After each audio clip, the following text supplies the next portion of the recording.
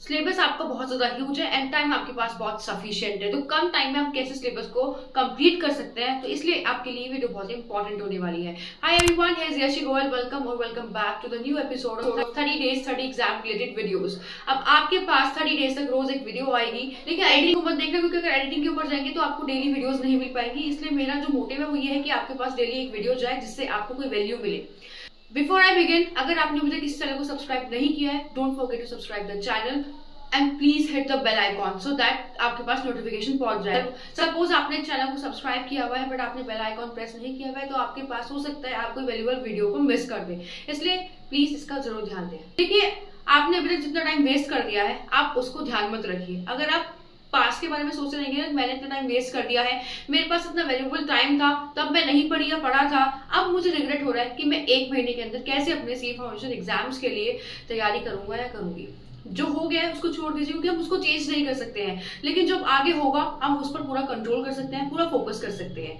जितने डेज आपके वेस्ट हो गए हैं उनके बारे में मत सोचिए, बट जितने डेज आपके पास बचे हुए हैं आपको उनके बारे में सोच के अपनी प्लानिंग करनी है। आपने स्केड्यूल बनाए हुए होंगे, आपने अपने टारगेट सेट किए हुए होंगे, आपने जहां पर आप बैठ के पढ़ते हैं डेस्क के पास, आपने वहां पर पेपर स्टिक किए होंगे, बट आपने अभी तक कोई भी रूल अप्लाई नहीं किया होगा, आपने उनमें से कुछ भी फॉलो नहीं किया होगा, कुछ भी प्रिपरेशन नहीं करी होगी, ये मैं 100% श्योर हूँ। तो प्लीज इस स्टेप से आगे निकल के आपको क्या स्टेप परफॉर्म करना है कि अब आप कोई स्केड्यूल नहीं बनाएंगे, आप एक पेपर लेंगे, उस पर जो भी सब्जेक्ट आप प्रिपेयर करना चाहते हैं पहले उस सब्जेक्ट के सारे चैप्टर्स नोट कर लेंगे और आपको पर डे हर एक चैप्टर को कंप्लीट करके चलना है, चाहे कुछ भी हो जाए, क्योंकि अब टाइम वो नहीं बचा है आपके पास कि आप बहुत कम पढ़ेंगे। अब आपको डेली 16 आवर्स डे तो पढ़ना ही पढ़ना है।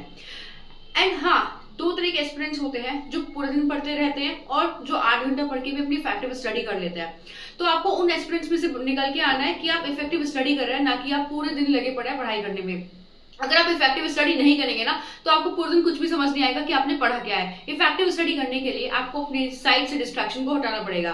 देखिए, डिस्ट्रैक्शन तो आपके पास चल के आएगा, हो सकता है आपके पास फोन में आपने नोटिफिकेशन ऑफ ना किए हो, आप जब पढ़ने बैठे आपको बार बार नोटिफिकेशन आया, किसी का कॉल आया या कोई मैसेज आया, तो वो सब आपको अवॉइड करना पड़ेगा। जब तक आपके एग्जाम्स नहीं हो जाते, एक महीने की तो बात है, जब तक आपके एग्जाम्स नहीं हो जाते, please avoid all the distractions and most important thing की प्रोक्रेस्टिनेशन को अवॉइड करिए।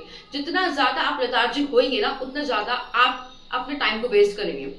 अगर आप अपने टाइम को वेस्ट नहीं करना चाहते हैं और बिना टाइम वेस्ट के पढ़ाई करना चाहते हैं, तो उसके लिए आपको क्या करना है, फोन को एक तरफ रख देना है। जब भी आप पढ़ने बैठेंगे फोन को एक तरफ रख दीजिए। आपको ये सोचना है कि मुझे बिल्कुल भी रील्स स्क्रॉल नहीं करनी है, मुझे कोई गेम नहीं खेलना है, मुझे सिर्फ अपनी पढ़ाई पर फोकस करना है। ये नहीं है कि 24 घंटे पढ़ाई करिए, आप 2-3 घंटे फ्री रह सकते हैं, लेकिन आपको इंटेंशनली अपना टाइम वेस्ट नहीं करना है। आप ये सोच रहे कि आपने बोला था कि 3-4 घंटे इफेक्टिव स्टडी करने की बहुत है, लेकिन आप ये देखिए कि 3-4 घंटे पढ़ के आपका काम हो जाएगा। अगर आपने इस लेवल की पढ़ाई करी हुई है कि आप 3-4 घंटे पढ़ के काफी कुछ कवर कर सकते हैं, उसके बाद आप फ्री रह सकते हैं, तो आप अपने अकॉर्डिंग इसको सेट करिए।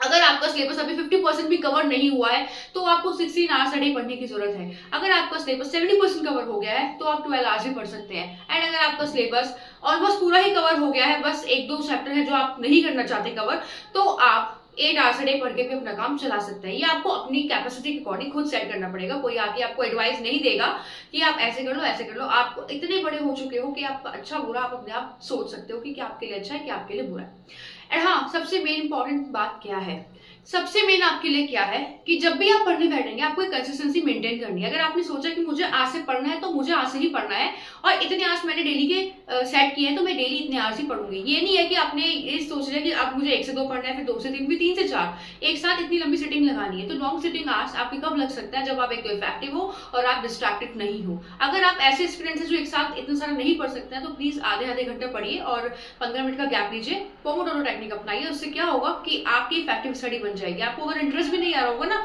धीरे धीरे आपको जो इंटरेस्ट है वो बनने लगेगा। लेकिन ये है कि आपको ना अपने आप से झूठ नहीं बोलना है, ऑनेस्ट रहना है, तभी आप अपनी तैयारी अच्छे से कर पाएंगे। अब अगर आप सोच रहे हैं कि कैसे हम इतने कम टाइम में सिलेबस को कवर करेंगे, तो अभी भी आपके पास टाइम है कि सिर्फ आईसीआई स्टडी मैट से ही प्रिपेयर करें और कुछ एक्स्ट्रा स्टडी मटेरियल से आपको प्रिपेयर नहीं करना है, क्योंकि एक्स्ट्रा के चक्कर में भागेंगे तो लास्ट टाइम में इतना कुछ प्रिपेयर नहीं हो पाता है। सपोज आपने अब पढ़ लिया तो रिवाइज नहीं कर पाएंगे अब 2 जगह से, इसलिए आप आईसीआई स्टडी मैट से ही पढ़िए, वो अपने आप में सफिशिएंट है। फिर ये है कि आपको जो सब्जेक्ट पढ़ना है वही सब्जेक्ट लेकर बैठिए, यानी कि आप 3 सब्जेक्ट साथ में लेके बैठे हैं। आपका मन कर रहा है कि मैथ्स भी पढ़ लूं, इकोनॉमिक्स भी पढ़ लूं और लॉ भी पढ़ लूं। आपको पहले एक ही सब्जेक्ट लेकर बैठना, उसके साथ में पेंसिल या पेन प्लस कॉपी जरूर लेकर बैठे, क्योंकि जो आप नोट्स एक बार पढ़ेंगे उनको मेमोराइज करके आपको अपने हाथ से भी लेकर देखना है कि आपकी परफॉर्मेंस कैसी है, आपको कितना समझ में आ रहा है और अपने वर्ड्स में कितना लिख पा रहे हैं। अपने वर्ड्स में इन द सेंस कि आपको टेक्निकल लैंग्वेज यूज करनी है, लॉ में तो आपकी जनरल इंग्लिश यूज नहीं होगी, तो आपको इन सब बातों का ध्यान रखना है और ये भी देखना है कि आपने जो कीवर्ड्स या साइड हेडिंग्स यूज किए हैं वो एप्रोप्रिएट है और नहीं है। इसके अलावा अपार्ट फ्रॉम दैट आपको अकाउंट्स की रोज प्रैक्टिस करनी है, मैथ्स की रोज प्रैक्टिस करनी है। मैथ्स इतने सारे यूट्यूब पर लेक्चर्स बने हुए हैं, वन शॉट वीडियोस बनी हुई है, इतने सारे एमसीक्यूज के रिवीजन सीरीज निकली हुई है। कोई भी चैनल पर जाइए और रिवीजन सीरीज उठाइए और अपने आप सॉल्व करना स्टार्ट करिए। क्वेश्चन वहां से देखिए, आंसर अपने आप सॉल्व करिए। सपोज आपको कोई आंसर नहीं आ पा रहा है तो आप वो आंसर उस वीडियो में से देख सकते हैं, बट आपको इंटेंशनली कोई भी आंसर देख के अपना आंसर सॉल्व नहीं करना है, क्योंकि उससे आपको ही लॉस है। अगर आप ऐसे करेंगे तो आप एग्जाम में जाके कैसे सॉल्व करेंगे? अगर आप अभी तो देख के सॉल्व कर पा रहे हैं आराम से, लेकिन आप एग्जाम में जाके कैसे सॉल्व करेंगे? कौन आपको बताने आएगा कि आपको ऐसे सॉल्व करना है, ऐसे सॉल्व करना है, ठीक है ना। और हाँ, मैथ्स में थ्योरी जरूर प्रिपेयर करिए। तो कम टाइम में सिलेबस कवर करने का सबसे बड़ा जो टिप है वो यही है कि आप सिलेक्टेड चैप्टर्स प्रिपेयर करिए। पूरी बुक आपको कवर नहीं करनी है, जो इंपॉर्टेंट है, हर सब्जेक्ट में आपको इंपॉर्टेंट चैप्टर्स प्रिपेयर करने हैं। सबसे ज्यादा आपको प्रायोरिटी उन्हें देनी है जो हाई प्रायोरिटी वाले चैप्टर्स है, लेस प्रायोरिटी उन्हें देनी है जो लेस प्रायोरिटी वाले चैप्टर्स है, ठीक है ना।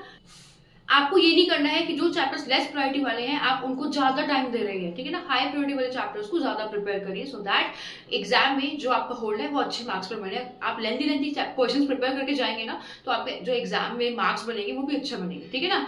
अगर आप अकाउंट्स या अगर आप चारों में से किसी 2 सब्जेक्ट्स को अच्छा प्रिपेयर कर लेते हैं तो आपका एग्रीगेट आराम से कवर हो जाएगा। अगर आप सोच रहे हैं कि बस 40-50 आ जाएंगे, जरूरी नहीं है आपके 40-50 आए, हो सकता है फेल हो जाए, ऐसे सोच के, ठीक है ना। तो अपना स्कोर 80+ लेकर चलिए, तब जाके आपके मार्क्स अच्छे आएंगे और आपके पास दिन में इतना टाइम आराम से होता है कि आप बैठ के अपना सारा सिलेबस कंप्लीट कर लें, ठीक है ना। एक दिन में तो पॉसिबल नहीं है, एक बार में एक ही सब्जेक्ट लेके बैठिए और एक सब्जेक्ट को 3 घंटे से ज्यादा टाइम नहीं देना है, क्योंकि आपको बाकी सब्जेक्ट भी प्रिपेयर करने हैं। अगर आपको इस वीडियो से कोई भी वैल्यू मिली है तो प्लीज कमेंट सेक्शन में जरूर बताएं कि आपको वीडियो कैसी लगी है एंड ये जरूर बताएं कि नेक्स्ट वीडियो आपको किस टॉपिक पर चाहिए। बाकी इस वीडियो को लाइक करिए, चैनल को सब्सक्राइब करिए एंड ज्यादा से ज्यादा शेयर करिए सो दैट सभी स्टूडेंट्स की वीडियो पहुंच पाए। Thank you.